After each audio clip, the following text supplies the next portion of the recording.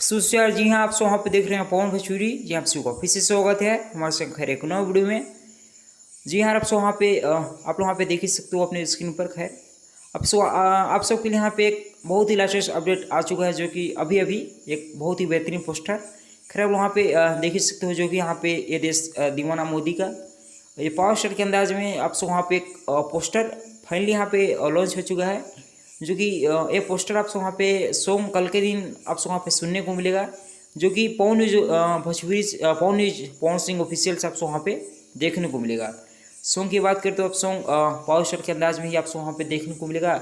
इस सॉन्ग को वहाँ पे लिखे हैं विनय बिहारी जी और साथ में म्यूजिक दिए हैं प्रियांशु सिंह जी। आप सब पावर स्टार के अंदाज में देखने को मिलेगा।